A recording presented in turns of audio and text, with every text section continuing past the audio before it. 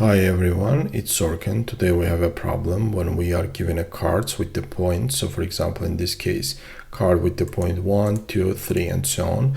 And we are given another input value which is k. So what we need to do is at each step we are taking either from the beginning or from the end of the cards, and we are so for each step. So for example, let's say that at the first we can take either from the beginning or from the end, and then the next one again, if let's say that we took this one, right, the first one 0 indexed, and in that case we can take in the next step we can take either 2 or 1 again, and so on. And we need to return the maximum in the k steps. We need to return we need to make the maximum score. So whichever combination gives us maximum score, we need to return that. So how are we going to solve this problem? If we look at this problem, it looks like a sliding window problem. So for example, in this case, which combinations we can take possibly, right? So we can take these three numbers, that's the first one.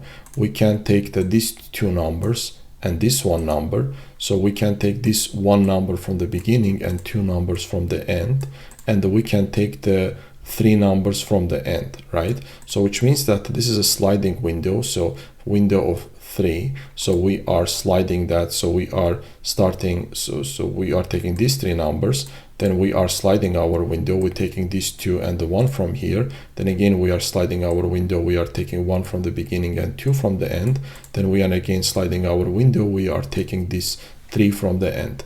So that's exactly is going to be our approach. Our approach is that so what we do is we are taking the n, which is the length of our card points, our cards, and we are taking the current score. The current score is we are taking that from the score from the beginning until k, right? So k elements. So we are taking 1, 2, 3, which is the score of 6, right? Which is the score of 6, and we are taking that as a maximum score for the beginning. So as we start, we are taking that as a maximum score. And the next step, what we do, we are starting from the beginning of our array. So what we do at each step we are using a sliding window, right? So we are adding the element from the end. So we are adding 1 and subtracting the rightmost element. So we are adding 1, right? And we are subtracting the rightmost element. That's what exactly we are doing here. So we are adding 1 and we are subtracting the rightmost element.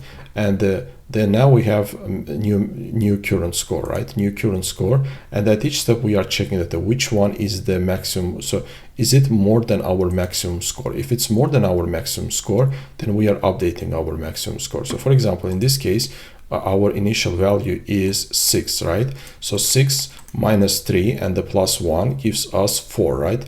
Is 4 more than our max value? No, it's not. So then we are subtracting 2 and adding 6, right? So we are subtracting 2 and adding 6. Subtracting 2 gives us 2 plus 6 gives us 8, right? Gives us 8 again. 8 is 8 more than 6? Yes, it's more. Then we are updating our maximum score. And the next one, that last one, what we can do is we can add 5 and subtract this one, right?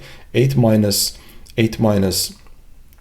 1 gives us this value, right? 8 minus 1 gives us 7, and the 7 plus 5, because we are including this element, right, gives us 12. So we are updating our maximum score and we are returning it. So what's the time complexity? In this case, the time complexity is of k, because doesn't matter what's the size of our array, we are only going to k.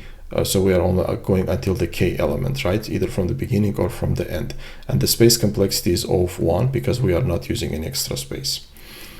Okay, that's it for today. I also have identical solution in Java. I will include it in the description. Hope you like my content. If you like it, please hit the like button and subscribe my channel. See you next time. Bye.